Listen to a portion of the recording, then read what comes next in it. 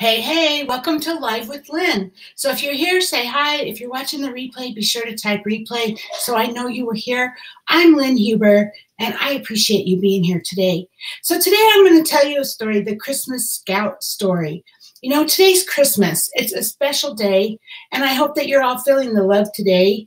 So in the spirit of the holidays, I have another wonderful story that I found online that I want to share with you. So it was Christmas Eve. And in spite of the fun and laughter, 13-year-old Frank Wilson wasn't happy. He was just feeling sad. It was true that he'd received all of the presents that he wanted, and he enjoyed the traditional Christmas Eve reunions with his relatives for the purpose of exchanging gifts and good wishes. But he just wasn't happy this year because this was his first Christmas without his brother, Steve, who during the year was killed by a reckless driver. So Frank missed his brother, and he missed the close companionship they had together. He just was lost without his brother. So before the end of the party, Frank said goodbye to his relatives and explained to his parents that he was leaving a little early to see a friend, and from there he would walk home. So since it was cold outside, Frank put on his new plaid jacket. It was the favorite gift he received. He loved it. He loved that jacket. And he got all of his other presents, and he put them on his new sled to drag behind him as he was walking.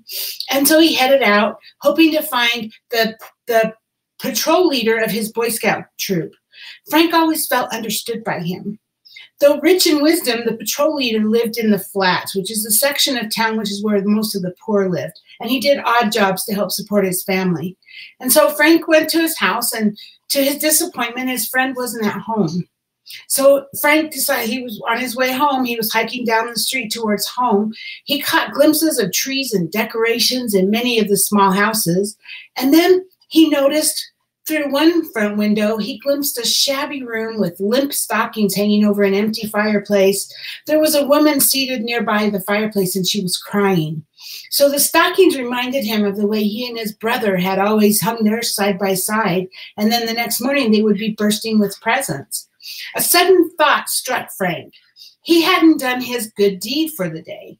So before the impulse passed, he just went up to the door, knocked on the door. Yes, the sad voice of the woman asked. Frank says, "Can I come in?" And the woman says, "You're very welcome." But then seeing his sled full of gifts and assuming he was asking for a collection, she said, "But I have no food or gifts for you. I have nothing for my own children." So, and Frank goes, "Well, that's not why I'm here." He says, "Please choose whatever presents you would like for your children from the sled." "Well, God bless you," the amazed woman answered gratefully. She selected some candies, a game, a toy airplane, and a puzzle.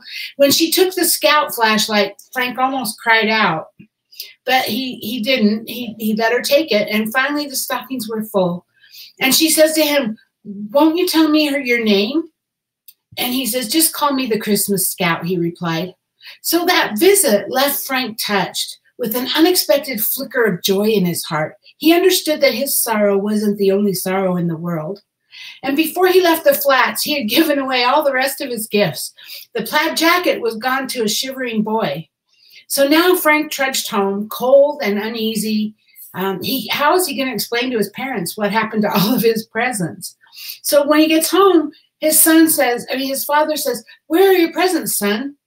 And Frank answered, "I gave them away." And his dad's like, "The airplane from Aunt Susan, the coat from your grandma, your flashlight? We thought you were happy with your gifts."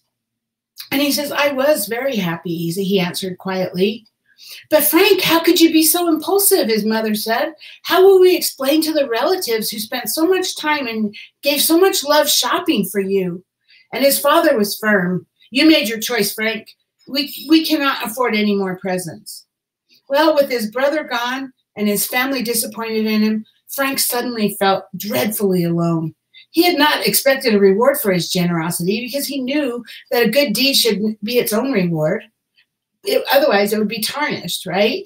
But he didn't want his gifts back, but he wondered if he would ever again truly recapture the joy in his life. I mean, this evening he thought he had for just a few minutes, but it had been fleeting. And Frank thought of his brother, and he cried himself to sleep that night. So the next morning, he came downstairs to find his parents listening to Christmas music on the radio. And then the announcer broke in over the Christmas music and said, "Merry Christmas, everybody. The nicest Christmas story we have this morning comes from the flats. A crippled boy down there has a new sled this morning. Another youngster has a fine plaid jacket. And several families report that their children were made happy last night by gifts from a teenage boy who simply called himself the Christmas Scout. No one could identify him, but the children of the flats claimed that the Christmas Scout was a personal representative of old Santa Claus himself." And so then Frank felt his father's arms go around his shoulders, and he saw his mother's smiling through her tears. "Why didn't you tell us? We didn't understand. We're so proud of you, son." And the carols came again over the air, filling the room with music, praises sing to God the King, and peace to men on earth. And with that, that's my story. That's the story I found for you. And I just want to say, I so appreciate you being here with me throughout my daily video journey. I want to wish you the merriest of Christmases today. And if Christmas isn't your day, that's okay. I want to wish you a happy Hanukkah, happy Kwanzaa, or just plain happy holidays. This Christmas, I'm feeling especially blessed. Most of my family is coming to my house today. My brother and his wife are in from Florida. My daughter's back from living in her van. She's coming to visit. My grandson and his girlfriend will be here. But we're going to really miss my mom this year because this will be our first Christmas without her. She passed 5-6 months ago, and that's going to be hard. But the reason why I'm feeling so blessed this year is my sister and her friends are coming too. You see, my sister and I have been estranged for many years, but when my mom passed, that brought us back together. And I'm so excited I'm going to see her in a couple of hours. What a blessing that is. So my wish for you is many joys and blessings this year. I hope this is your best year, and we'll look forward to the new year. Thanks for being here with me today. Merry Christmas, and have a great day.